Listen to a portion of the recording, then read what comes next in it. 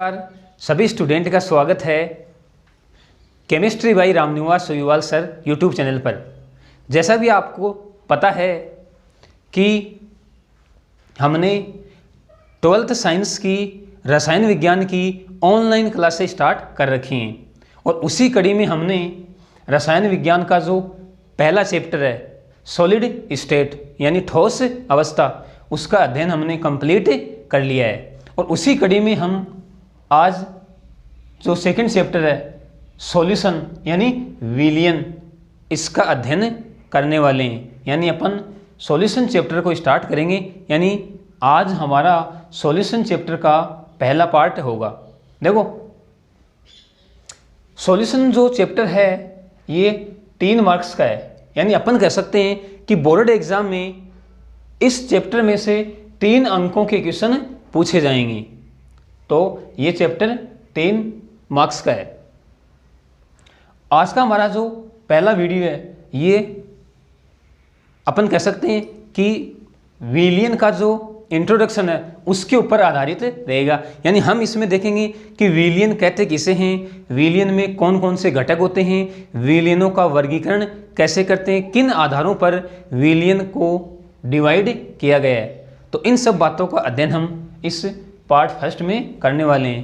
तो लगातार मेरे साथ आप बने रहिए। और वीडियो को शुरू करने से पहले मैं उन स्टूडेंट्स से एक बात कहना चाहूँगा कि जिन्होंने अभी तक मेरे चैनल को सब्सक्राइब नहीं किया है तो वो पहले चैनल को सब्सक्राइब कर ले, ताकि आने वाले जो वीडियो हैं उनकी सूचना उनके पास समय के ऊपर पहुंच सके। और आपके जो साथी हैं जिनको अभी तक ये नहीं पता है कि हमारी रसायन विज्ञान की ऑनलाइन क्लास से स्टार्ट हो रखी हैं, तो ये कर्तव्य आपका बनता है कि आप उनको सूचना दें कि हमारी रसायन विज्ञान की ऑनलाइन क्लास से स्टार्ट हो रखी हैं और हमने पहले चैप्टर का अध्ययन भी कर लिया है। यानी हमने पहला पाठ पूरा पढ़ लिया है। और उसी कड़ी में आज अपन रसायन विज्ञान 12th साइंस की रसायन विज्ञान का सेकंड चैप्टर सॉल्यूशन स्टार्ट करने जा रहे हैं। तो देखिए मेरे साथ आप लगातार बने रहिए। देखो विलयन, यानी हम पहले ये देखते हैं कि विलयन कहते किसे हैं। यानी हम एक सिंपल लैंग्वेज में कह सकते हैं कि 2 या 2 से अधिक पदार्थों का समांगी मिश्रण विलयन कहलाता है। देखो अपन क्या कह सकते हैं परिभाषा के रूप में, हम कह सकते हैं 2 या 2 से अधिक पदार्थों का समांगी मिश्रण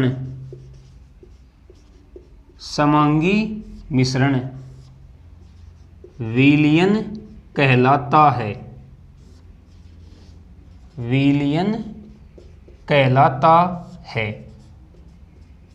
देखो क्या कहा हमने कहा कि 2 या 2 से अधिक पदार्थों का समांगी मिश्रण विलयन कहलाता है। देखो समांगी मिश्रण, इस समांगी मिश्रण का ये मतलब है कि विलयन के प्रत्येक भाग का रासायनिक संगठन समान होता है। यानी यहां पर अपन कह सकते हैं समांगी मिश्रण का अर्थ है कि प्रत्येक भाग का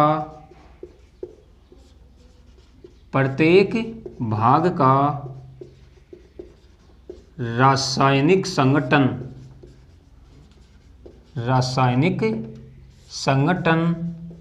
समान हो। प्रत्येक भाग का रासायनिक संगठन समान हो। यानी अपन ये कह सकते हैं कि हमारा जो विलयन है उसके प्रत्येक भाग का रासायनिक संगठन समान हो, उसी को हम कहते हैं समांगी मिश्रण। तो सिंपल परिभाषा है, दो या दो से अधिक पदार्थों के समांगी मिश्रण को हम विलयन कहते हैं, या अपन ऐसे कह सकते हैं कि दो या दो से अधिक पदार्थों का समांगी मिश्रण विलयन कहलाता है। और समांगी मिश्रण का अर्थ है कि प्रत्येक भाग का रासायनिक संगठन समान हो। अब देखो, यदि विलयन में दो घटक हैं तो हम उस विलयन को कहेंगे द्विअंगी विलयन। यदि विलयन में तीन घटक उपस्थित हैं तो हम उसे कहेंगे त्रिअंगी विलयन। और यदि विलयन में चार घटक हो तो उस विलयन को कहते हैं चतुष्क विलयन। यानी अपन कह सकते हैं कि यदि विलयन में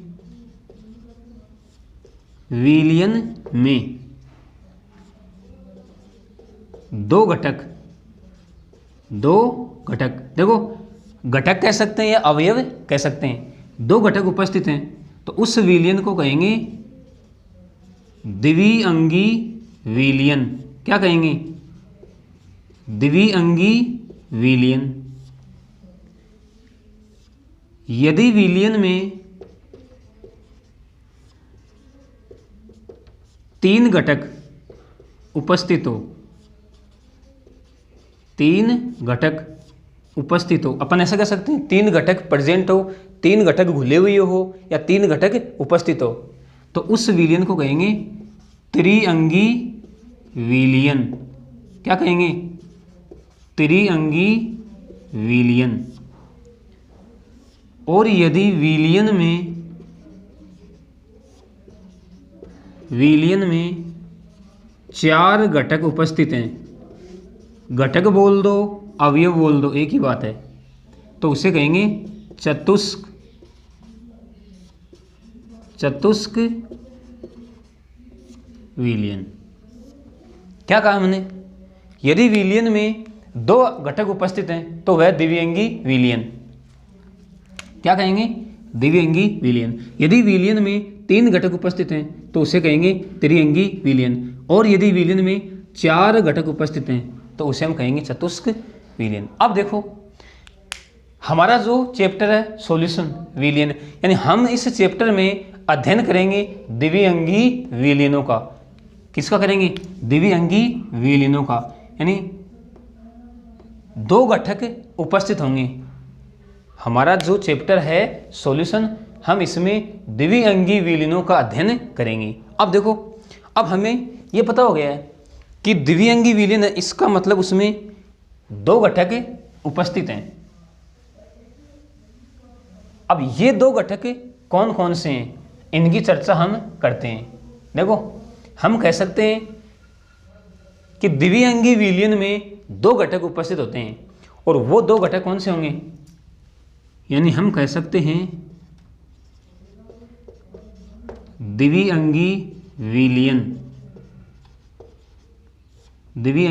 विलयन में दो घटक उपस्थित होते हैं, दो घटक उपस्थित होते हैं। अब देखो, एक तो होगा विलायक जिसको हम सॉल्वेंट बोलते हैं, और दूसरा होगा विलय जिसको हम सॉल्यूट कहते हैं।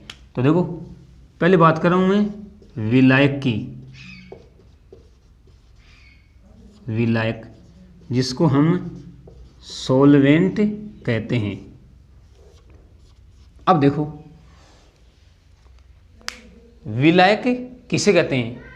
हम ऐसे कह सकते हैं कि विलयन में उपस्थित वह घटक जो अधिक मात्रा में घुला हुआ है, या ऐसे कह सकते हैं कि विलयन में उपस्थित वह घटक जो अधिक मात्रा में उपस्थित है विलायक कहलाता है।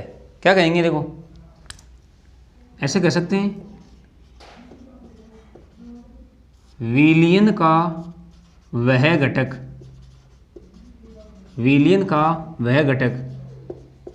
जो अधिक मात्रा में उपस्थित है, जो अधिक मात्रा में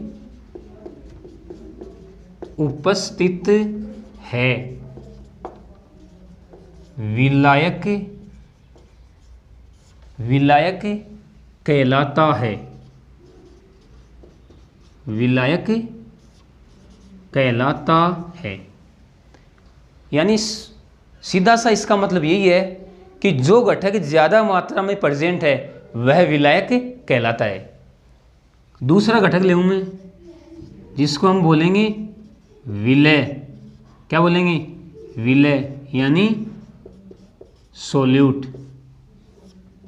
क्या कहेंगे कि विलयन का वह घटक जो कम मात्रा में घुला हुआ है या कम मात्रा में उपस्थित है विलय कहलाता है। क्या कहेंगे?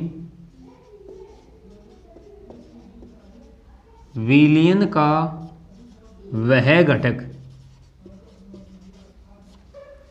जो कम मात्रा में उपस्थित है, कम मात्रा में उपस्थित है, विलय कहलाता है। विलय कहलाता है। देखो सीधा सा मतलब यही है कि जो घटक कम मात्रा में प्रेजेंट होगा हम उसे विलय कहते हैं। अब देखो ये हमने विलय देख लिया और विलय, यानी अब आपके माइंड में एक चीज़ सेट हो गई कि विलयन में जो घटक ज़्यादा मात्रा में होगा वो विलायक विलायक कहलाता है, और विलयन में जो घटक कम मात्रा में उपस्थित होगा वह विलय कहलाता है। देखो अपन ऐसे भी कह सकते हैं कि विलय और विलायक, यानी अपन ये कह सकते हैं कि विलय को विलायक में घोला जाता है। देखो समझना मेरी बात को आप, यानी इस विलायक को मैं ऐसे भी कह सकता हूँ कि विलयन का वह घटक जिसमें विलय पदार्थ को घोला जाता है विलायक कहलाता है। और ऐसे ही विलय को मैं क्या कह सकता हूँ कि विलयन का वह घटक जिसको विलायक में घोला जाता है विलय कहलाता है। देखो शब्दों में थोड़ा सा अंतर है। हमने क्या कहा कि विलय के बारे में क्या कहा कि विलयन का वह घटक जिसमें विलय पदार्थ को घोला जाता है, जिसमें विलय पदार्थ को घोला जाता है विलायक कहलाता है। और इसके लिए क्या कहा कि विलयन का वह घटक जिसको विलायक में घोला जाता है, जिसको विलायक में घोला जाता है विलय कहलाता है। ठीक है ना? यानी ओवरऑल अपन ये कह सकते हैं कि हमारा जो विलयन है वो दो घटकों से मिलकर बना है। यानी मैं लिख सकता हूँ विलयन बराबर विलायक प्लस विलय, यानी सॉल्यूशन इक्वल टू सॉल्वेंट और प्लस सोल्यूट। अब देखो अभी हमने क्या कहा है कि विलायक ज़्यादा मात्रा में होगा, तो मैं यहाँ पे लिख सकता हूँ अधिक मात्रा, और विलय के लिए हमने क्या कहा कि यह कम मात्रा में उपस्थित होता है, तो यहाँ पे मैं लिख सकता हूँ कम मात्रा। तो आप इसको भी ध्यान में रखोगे और इसको ऐसा कैसा उतार लो आप। विलयन बराबर विलायक प्लस विलय, यानी solution equal to solvent plus solute. विलायक अधिक मात्रा में उपस्थित होता है और विलय कम मात्रा में उपस्थित होता है। तो ये हमारे द्विअंगी विलयन के दो घटक हो गए जिनका हम इस चैप्टर में डिटेल्स से अध्ययन करने वाले हैं। ठीक है, अब देखो हमने विलयन की परिभाषा देख ली, विलायक देख लिया, विलय देख लिया, यानी अब हमारे माइंड में ये चीज़ सेट हो गई कि विलयन में दो घटक होते हैं, विलायक प्लस विलय। विलायक अधिक मात्रा में उपस्थित होता है और विलय कम मात्रा में उपस्थित होता है। अब देखो, अब हम आगे बढ़ते हैं, यानी अब हम देखेंगे कि विलयनों के प्रकार कितने होते हैं। विलयनों के प्रकार कितने होते हैं, और यहाँ पर हम दो आधारों पर विलयनों के प्रकारों का अध्ययन करेंगे। दो आधारों पर विलयनों के प्रकार देखेंगे। देखो वो दो आधार कौन से हैं, पहले मैं आपको ये चीज़ बता दूं।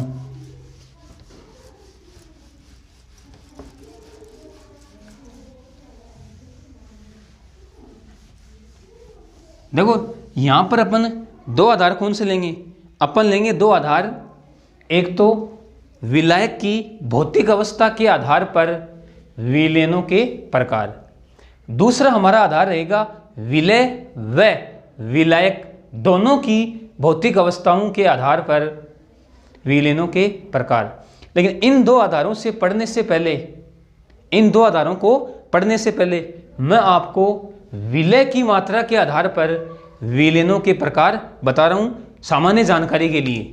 तो आप मेरे साथ साथ देखते जाएंगे, समझते जाएंगे और अपनी नोटबुक में लिखते चले जाएंगे।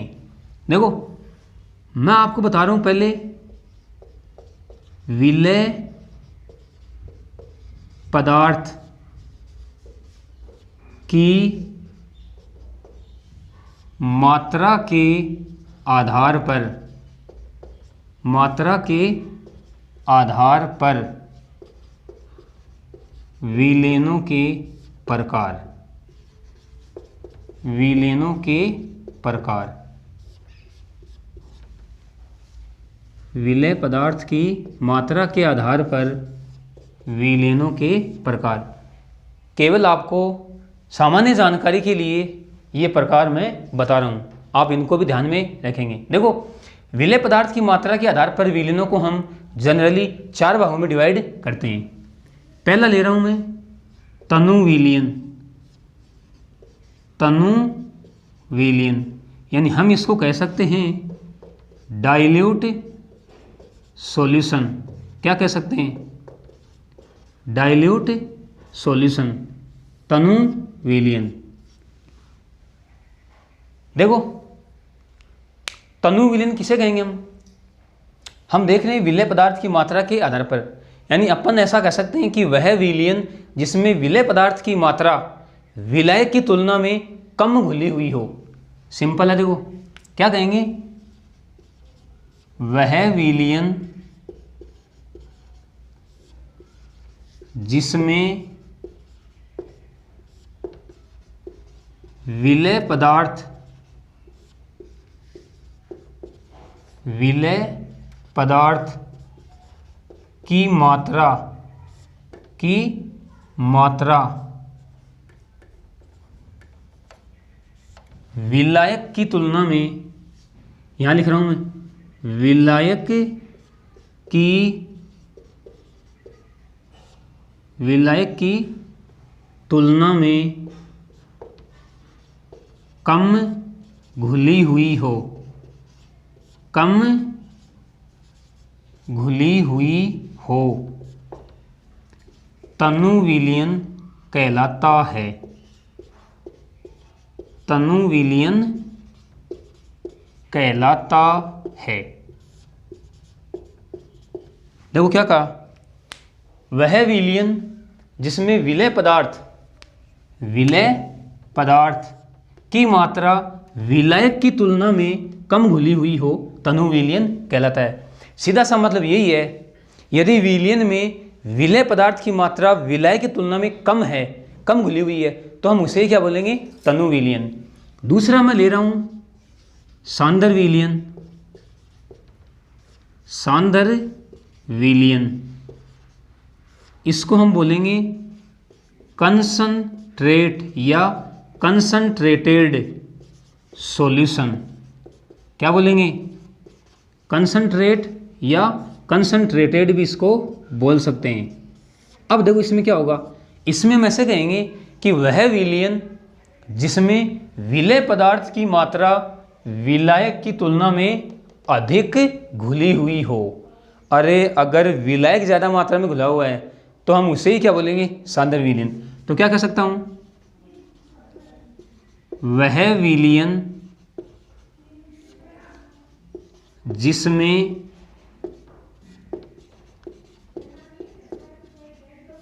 विलय पदार्थ की मात्रा,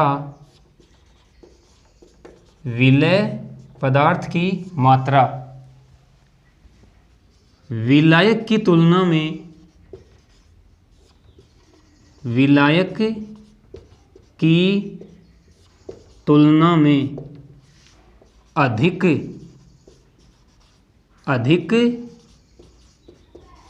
घुली हुई हो, अधिक घुली हुई हो, सांद्र विलयन कहलाता है। सांद्र विलयन कहलाता है।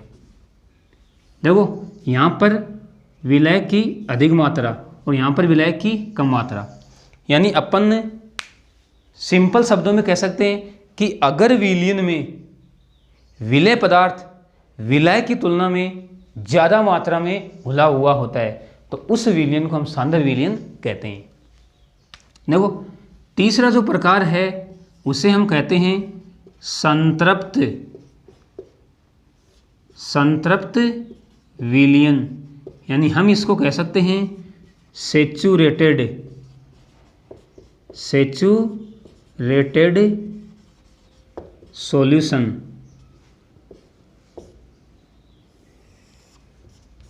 देखो इस शब्द को देखो आप, संतृप्त विलयन, यानी इस शब्द को देखने से हमें एक चीज़ का आभास हो रहा है, यानी हम कह सकते हैं कि संतृप्त विलयन वह विलयन होता है जिसमें अब और विलायक को नहीं, अब और विलय पदार्थ को नहीं घोला जा सकता, तो उस विलयन को क्या बोलेंगे? संतृप्त विलयन।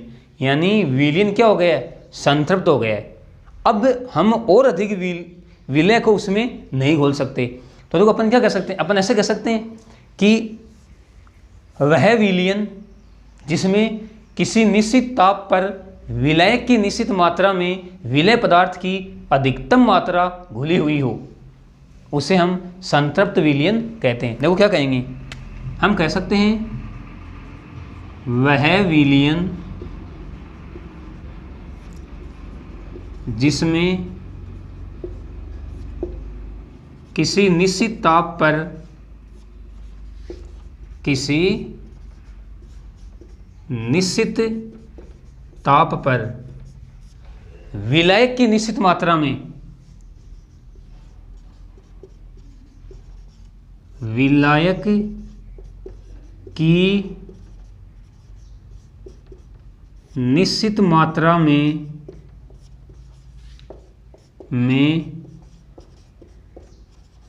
विलय पदार्थ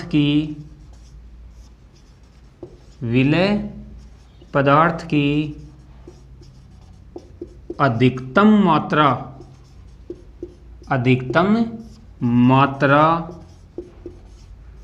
घुली हुई हो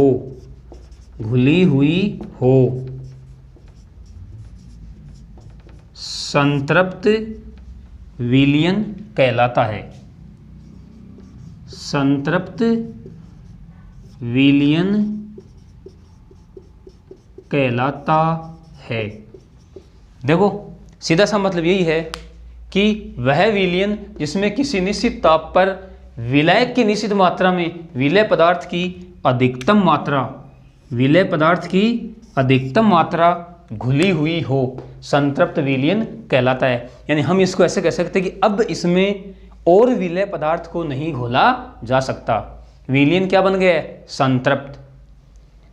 अगला ले रहा हूं मैं 4 नंबर, अति संतृप्त विलयन। क्या कहेंगे? अति संतृप्त विलयन।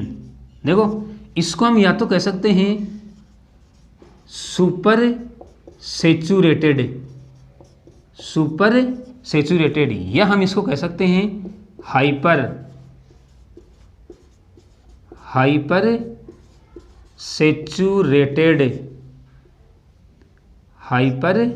Saturated solution.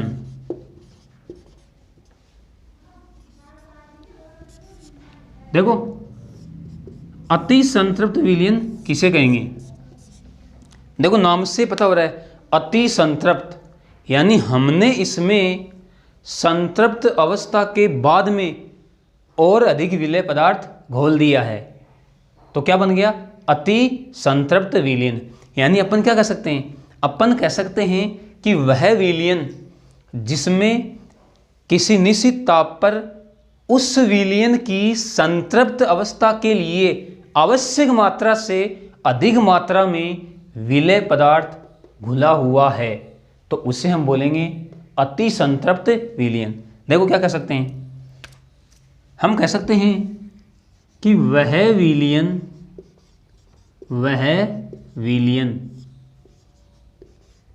जिसमें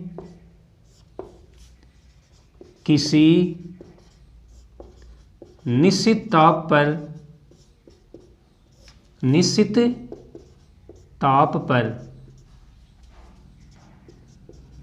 उस विलयन की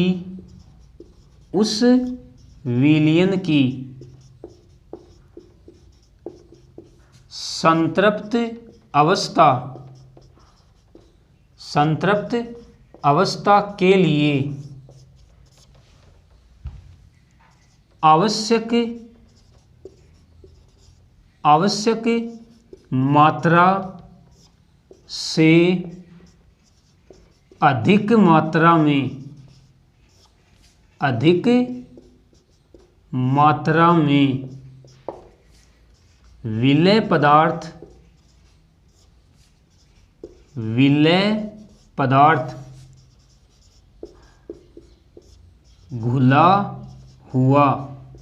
विलय पदार्थ घुला हुआ हो, अति संतृप्त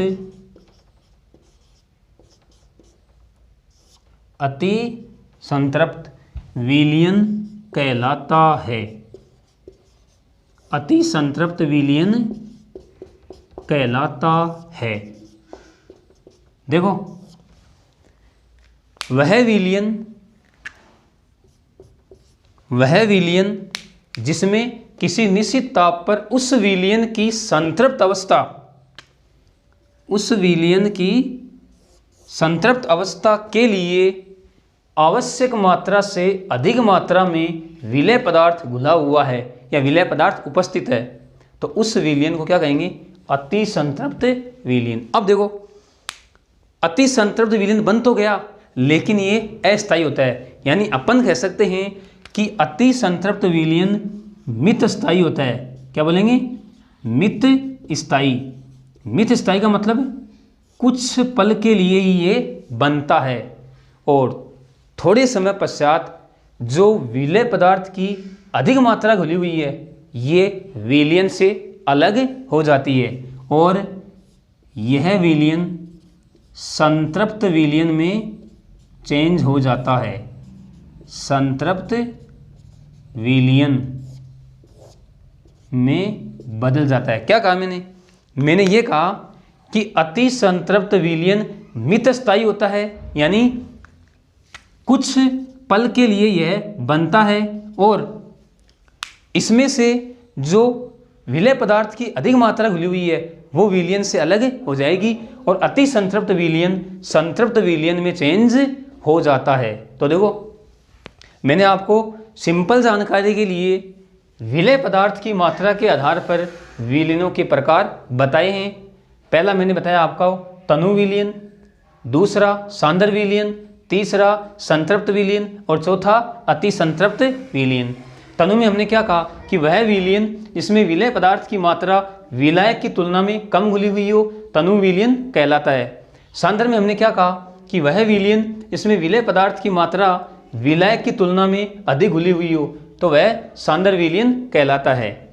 फिर हमने संतृप्त लिया, इसमें हमने क्या कहा कि वह विलयन जिसमें किसी निश्चित ताप पर विलायक की निश्चित मात्रा में विलय पदार्थ की अधिकतम मात्रा घुली हुई हो तो वह संतृप्त विलयन कहलाता है। और अति संतृप्त में हमने क्या कहा कि वह विलयन जिसमें किसी निश्चित ताप पर उस विलयन की संतृप्त अवस्था के लिए आवश्यक मात्रा से अधिक मात्रा में विलय पदार्थ घुला हुआ हो अति संतृप्त विलयन कहलाता है। फिर हमने क्या कहा कि अति संतृप्त विलयन मित स्थायी होता है, यानी कुछ क्षण के लिए यह बनता है और फिर इसमें से विलय पदार्थ की जो अधिक मात्रा है वो अलग हो जाती है और यह अति संतृप्त विलयन संतृप्त विलयन में चेंज हो जाता है। तो ये जो चार प्रकार है सिंपल, इनको भी आप ध्यान में रखेंगे। अब हम जो हमारे दो आधार हैं, उनके आधार पर हम विलयनों के प्रकार देखते हैं। दो आधार कौन से? एक तो मैंने आपको बताया विलायक की भौतिक अवस्था के आधार पर विलयनों के प्रकार, और दूसरा आधार मैंने आपको बताया विलय व विलायक दोनों की भौतिक अवस्था के आधार पर विलयनों के प्रकार।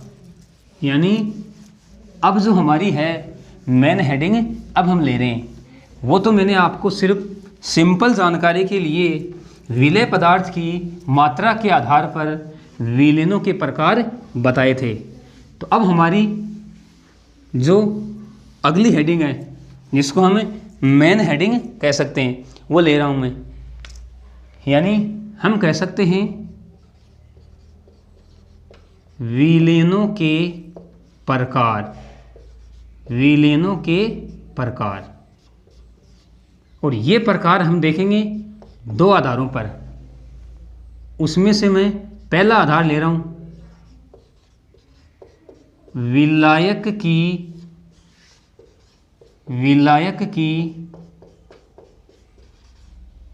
भौतिक अवस्था के आधार पर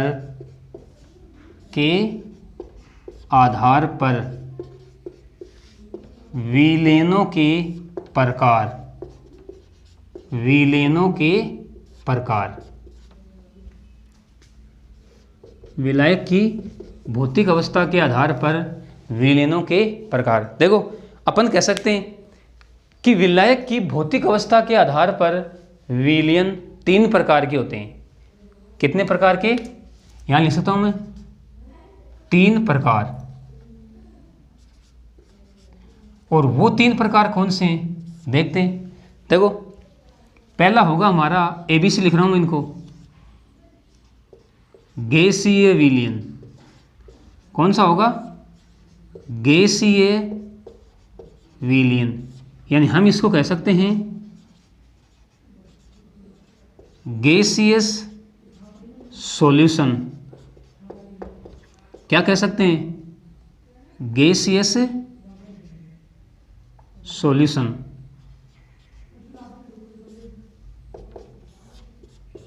देखो क्या कहेंगे इसमें, यानी अपन कह सकते हैं कि वह विलयन या वे विलयन जिनमें विलायक गैस होता है तथा विलय पदार्थ ठोस, द्रव्य या गैस में से कोई एक हो सकता है, तो उस विलयन को हम क्या कहेंगे?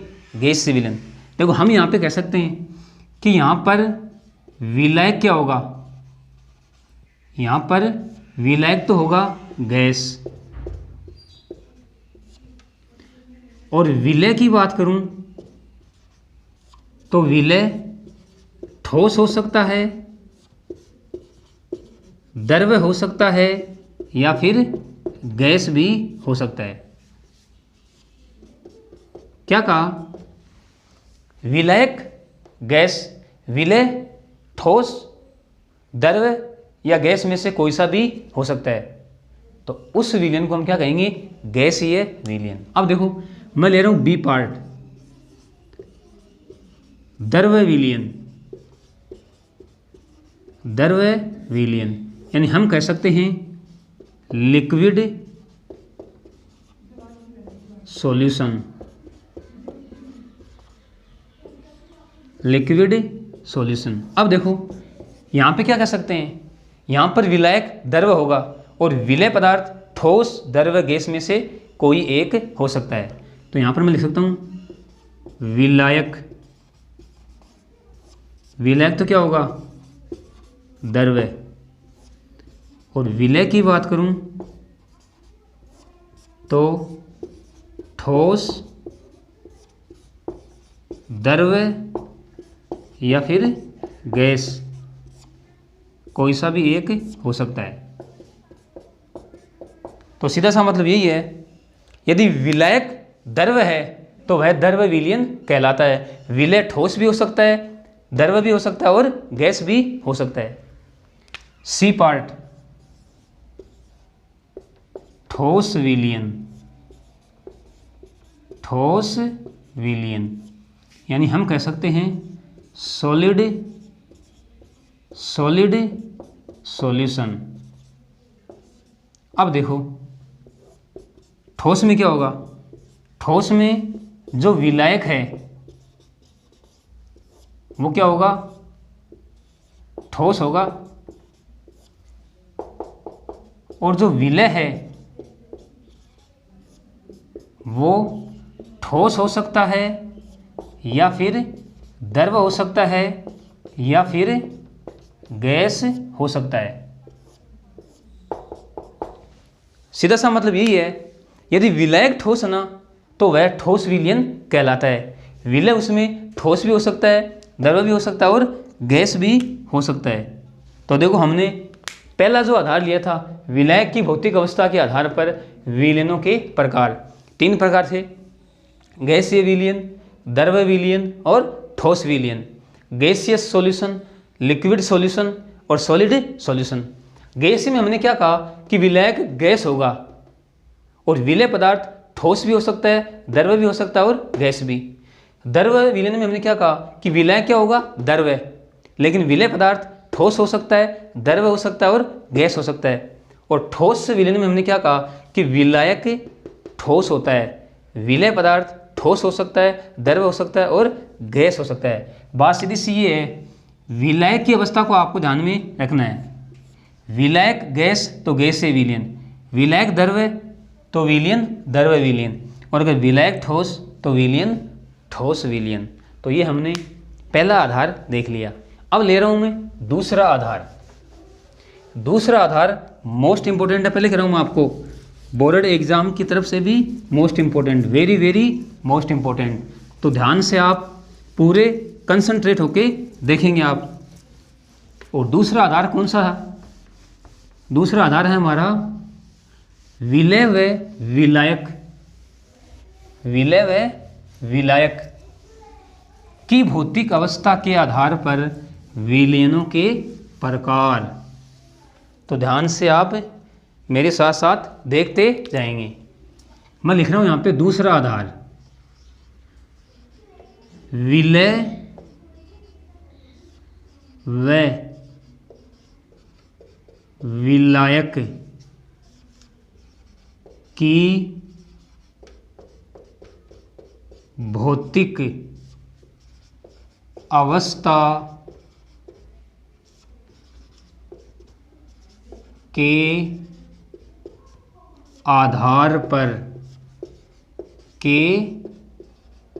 आधार पर विलयनों के प्रकार।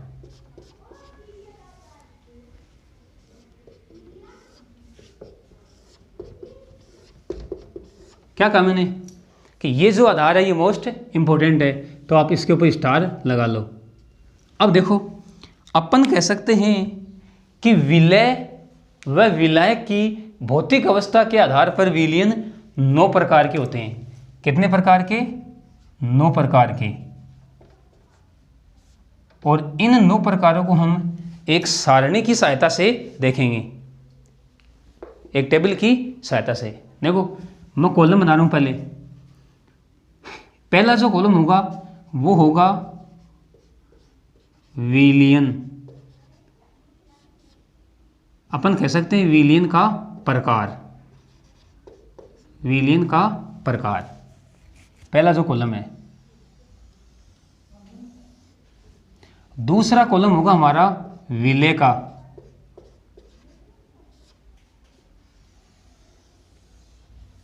तीसरा कॉलम होगा हमारा विलायक का। किसका होगा, विलायक का। और अगला कॉलम होगा एग्जाम्पल का, यानी हम कह सकते हैं उदाहरण का।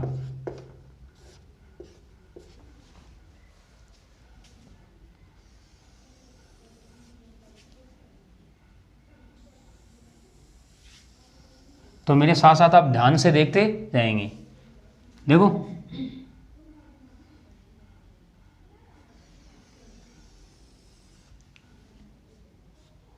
मैं ले रहा हूँ पहला प्रकार। कौन सा? पहला प्रकार।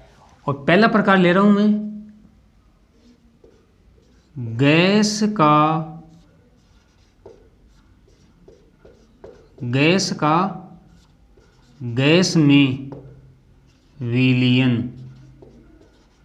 अब देखो आप, गैस का गैस में विलयन, इसका सीधा सा मतलब ये है कि यहाँ पे विलय भी गैस होगा और विलायक भी गैस होगा।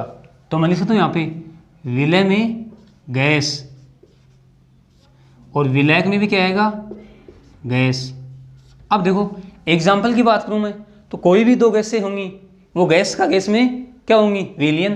तो मैं यहाँ पे लिख दूँ O2 प्लस N2 का मिश्रण।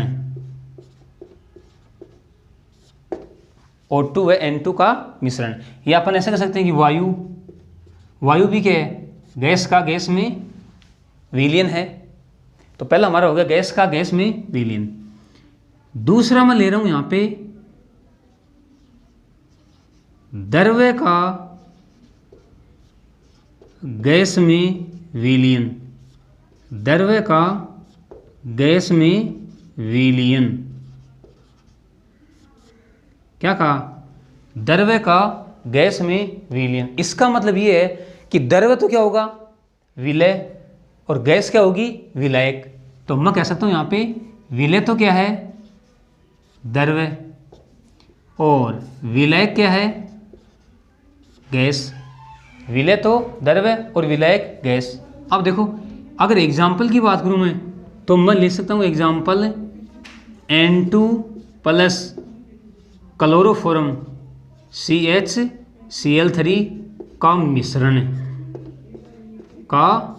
मिश्रण। मतलब यहाँ पर जो N2 गैस है वो तो है विलायक। N2 गैस में क्या घुला हुआ है? क्लोरोफॉर्म। क्लोरोफॉर्म है द्रव अवस्था में जो विलय की भांति कार्य करता है। तो हमने एग्जाम्पल क्या लिखा? N2 प्लस CHCl3 का मिश्रण। मैं ले रहा हूं तीसरा, ठोस का गैस में विलयन। ठोस का गैस में विलयन। देखो इसका मतलब ये है कि विलय तो क्या है? ठोस, और विलायक है वही गैस। विलय तो ठोस और विलायक गैस। तो क्या कह सकता हूं? विलय तो ठोस और विलायक गैस। अब देखो अगर मैं एग्जाम्पल लूँ तो मैं एग्जाम्पल ले सकता हूं N2 प्लस कपूर का मिश्रण। कपूर का मिश्रण। देखो एक एग्जाम्पल आप यहाँ पे और ले सकते हो। मैं कह सकता हूं यहाँ पे O2 प्लस आयोडीन का मिश्रण। देखो बात सीधी सी है, जो N2 गैस है वो तो विलायक है, कपूर है वो ठोस अवस्था में जो विलय है। यही बात यहाँ पे O2 गैस तो विलायक है और आयोडीन जो ठोस अवस्था में होता है वो विलय पदार्थ की भांति कार्य कर रहा है। तो दो एग्जाम्पल लिखे मैंने यहाँ पे, N2 प्लस कपूर का मिश्रण, O2 प्लस आयोडीन का मिश्रण। अब ले रहा हूँ मैं 4 नंबर। मैं ले रहा हूँ यहाँ पे गैस का द्रव्य में विलयन। समझना इस चीज को, गैस का द्रव्य में विलयन। यानी अब की बार विलय तो क्या है? गैस, लेकिन विलायक क्या है? द्रव्य। यानी मैं यहाँ पे कह सकता हूँ विलय तो क्या है?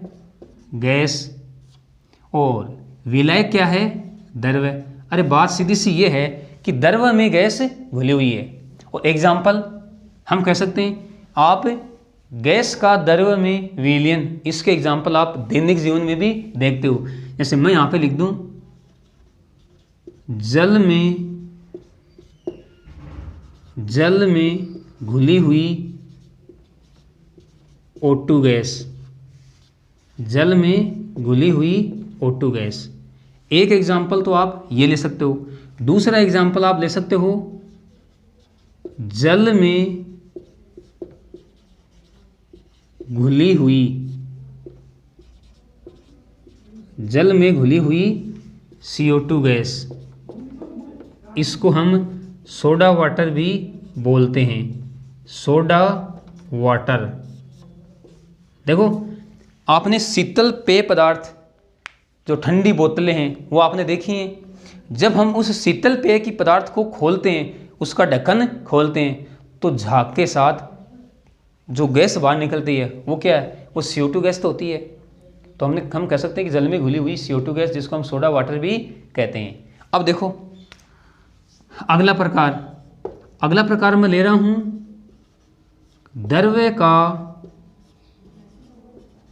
द्रव्य में विलयन, द्रव्य में विलयन, यानी इसका मतलब ये हुआ कि यहाँ पर विलय भी द्रव्य होगा और विलायक भी द्रव्य होगा। तो मैं यहाँ पे लिख सकता हूँ विलय में द्रव्य और विलायक में भी द्रव्य। देखो ये एग्जाम्पल इसका है, ये एग्जाम्पल, इसका एग्जाम्पल ये है, इसका एग्जाम्पल ये है, और इसका एग्जाम्पल यहाँ लिख रहा हूँ मैं। द्रव्य का द्रव्य में एल्कोहल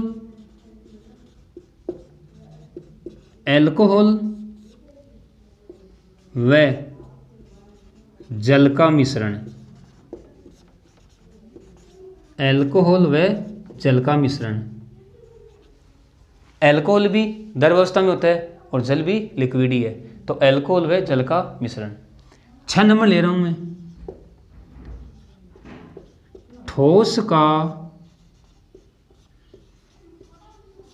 द्रव्य में विलयन, यानी अब की बार विलय पदार्थ तो ठोस होगा और विलायक वही द्रव्य है। तो मैं यहाँ पे लिख सकता हूँ विलय तो ठोस और विलायक द्रव्य। देखो इसके एग्जाम्पल भी आप दैनिक जीवन में देखते हो। मैं कह सकता हूँ शर्करा का जलीय विलयन, शर्करा का जलीय विलयन, या मैं कह सकता हूँ NaCl का जलीय विलयन। देखो अरे जो चीनी होती है ना, चीनी का जलीय विलयन, चीनी क्या होती है? ठोस अवस्था में होती है, विलय की भांति कार्य करती है। जल द्रव अवस्था में विलय की भांति, और जो NaCl है, साल्ट है, नमक, वो भी क्या होता है? ठोस अवस्था में, तो NaCl का जलीय विलयन। अब देखना अगला प्रकार 7वां, मैं ले सकता हूं गैस का ठोस में विलयन। अब देखो यहां पे गैस का ठोस में विलयन, यानी यहां पर विलय तो गैस लेकिन विलायक ठोस अवस्था में। तो मैं यहां पे लिख सकता हूं विलय तो क्या है? गैस, और विलायक क्या है? ठोस। और देखो इसका सबसे बढ़िया एग्जाम्पल मैं आपको बता दूं, पैलेडियम धातु है, पीडी धातु द्वारा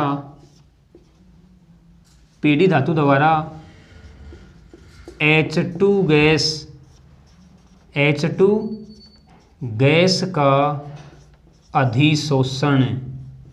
देखो समझना, यहाँ पे पैलेडियम धातु है वो ठोस अवस्था में होती है, जो विलायक की भांति कार्य करती है, और जो H2 गैस है वो विलय की भांति कार्य करती है। तो अपन कह सकते हैं पीडी धातु द्वारा H2 गैस का अधिशोषण गैस का ठोस में विलयन है। 8 नंबर ले रहा हूं मैं लूंगा यहाँ पे द्रव्य का ठोस में विलयन, ठोस में विलयन। देखो क्या होगा? विलय तो द्रव होगा और विलायक ठोस होगा, यानी मैं कह सकता हूँ विलय तो द्रव और विलायक ठोस। अब देखो एग्जाम्पल की बात करूँ मैं, तो देखो जो पारा होता है, मैं कह सकता हूँ पारे का सोडियम धातु के साथ, सोडियम धातु के साथ अम्लगम, अम्लगम। देखो मरकरी होती है वो द्रव अवस्था में होती है, और सोडियम धातु क्या होती है, ठोस अवस्था में। तो पारे का सोडियम धातु के साथ अम्लगम, हम यहाँ पे पारे के साथ कॉपर धातु भी ले सकते हैं, या पारे के साथ जिंक भी ले सकते हैं। तो पारे का सोडियम धातु के साथ अम्लगम। लास्ट एंड अंतिम 9 नंबर वो है हमारा ठोस का, ठोस में विलयन। देखो यहाँ पे है विलय भी ठोस होगा और विलायक भी ठोस, यानी दोनों ठोस अवस्था में होंगे। तो मैं कह सकता हूँ विलय भी ठोस और विलायक भी ठोस। और ठोस का ठोस में विलयन, इसके उदाहरण में हम ले सकते हैं मिश्र धातुएं, मिश्र धातुएं। जैसे मैं कह दूं यहाँ पे तांबे व सोने का मिश्रण, तांबे व सोने का मिश्रण। यानी जितने भी मिश्र धातुएं हैं वो ठोस का ठोस में विलीन होती हैं। जैसे कांसा ले सकते हो आप, पीतल ले सकते हो आप। तो देखो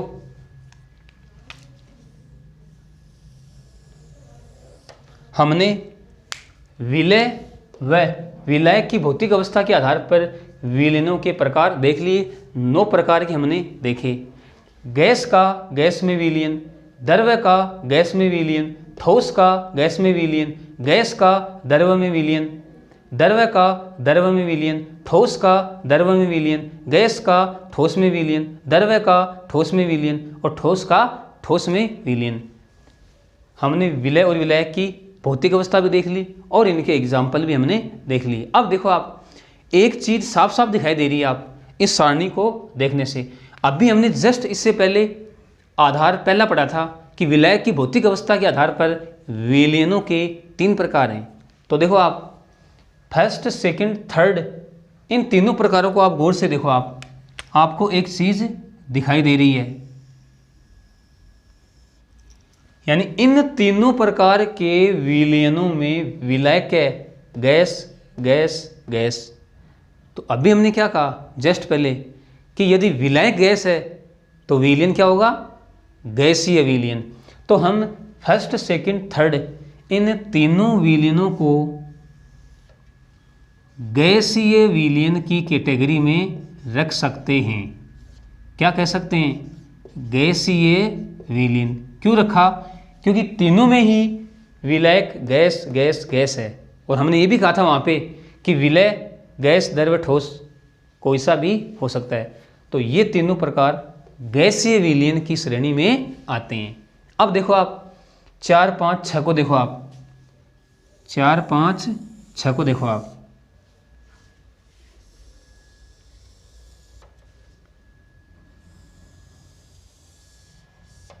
इनमें विलायक द्रव द्रव द्रव है। और अभी हमने क्या कहा कि यदि विलायक द्रव है तो विलयन द्रव विलयन होगा। तो हम 4, 5, 6 को हम द्रव विलयन की श्रेणी में रख सकते हैं, द्रव विलयन। अब देखो आप 7, 8, 9 को देखो आप। इसमें आपको विलायक ठोस ठोस ठोस दिखाई दे रहा है। और हमने क्या कहा, हमने ये कहा कि यदि विलायक ठोस है तो विलयन ठोस विलयन होगा। तो हम 7, 8, 9 को हम ठोस विलयन की श्रेणी में रख सकते हैं। अब देखो मैंने आपको अभी कहा कि ये जो सेकंड आधार है ये मोस्ट इंपॉर्टेंट है। क्यों है, क्योंकि कई बार इस टेबल से या इस सारणी से क्वेश्चन डायरेक्ट पुटअप हो जाता है। यानी वो क्वेश्चन पूछता है कि सोडा वाटर किस प्रकार का विलयन है, सोडा वाटर किस प्रकार का विलयन है। अब देखो आंसर आप 2 प्रकार से दे सकते हो। या तो आप कह सकते हो कि सोडा वाटर गैस का द्रव में विलयन है, या आप कह सकते हो कि सोडा वाटर एक द्रव विलयन का उदाहरण है।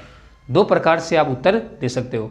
ऐसे मान लो आपसे ये पूछ लिया कि पीडी धातु द्वारा H2 गैस का अधिशोषण किस प्रकार का विलयन है, तो आप कहोगे गैस का ठोस में विलयन या ठोस विलयन का उदाहरण है। तो इस सारणी में आप विलयन का प्रकार ध्यान में रखोगे और भौतिक अवस्था ध्यान में रखोगे, और इसके साथ साथ आपको एग्जाम्पल तो विशेष तौर से ध्यान में रखने ही रखने हैं कि कौन सा एग्जाम्पल किस विलयन का है। ठीक है ना। कई बार ऐसे नहीं पूछ के वो ऐसे ही पूछ सकता है कि द्रव विलयन का कोई उदाहरण लिखिए, मतलब कैसे भी आपसे क्वेश्चन पुटअप करवा सकता है। तो आप एग्जाम्पल को ध्यान में रखेंगे। तो देखो हमने इस आज विलयन के पार्ट फर्स्ट में हमने क्या पढ़ा, हमने विलयन किसे कहते हैं इसके बारे में जाना, विलयन के घटक कितने होते हैं, घटकों के आधार पर विलयन को हम क्या क्या कह सकते हैं। अगर 2 घटक हैं तो द्विअंगी विलयन, 3 घटक हैं तो त्रिअंगी विलयन, अगर 4 घटक है तो चतुष्क विलयन। फिर हमने द्विअंगी विलयन के 2 घटक विलायक और विलय इसके बारे में अध्ययन किया। फिर इसी कड़ी में हमने आगे देखा कि विलय पदार्थ की मात्रा के आधार पर विलयन कितने प्रकार के होते हैं। एक सामान्य जानकारी के बतौर आपको मैंने समझा दिया कि विलय पदार्थ की मात्रा के आधार पर विलयन 4 प्रकार के होते हैं, तनु विलयन, सांद्र विलयन, संतृप्त विलयन और अति संतृप्त विलयन। केवल आपको याद ध्यान में रखना है। फिर हमने विलयनों के प्रकार देखे। इसमें हमने पहला प्रकार लिया विलायक की भौतिक अवस्था के आधार पर विलयन के प्रकार। हमने 3 प्रकार देखे, गैस विलयन, द्रव विलयन और ठोस विलयन। और फिर सेकंड आधार हमने लिया विलय व विलायक की भौतिक अवस्था के आधार पर विलयनों के प्रकार। 9 प्रकार होते हैं।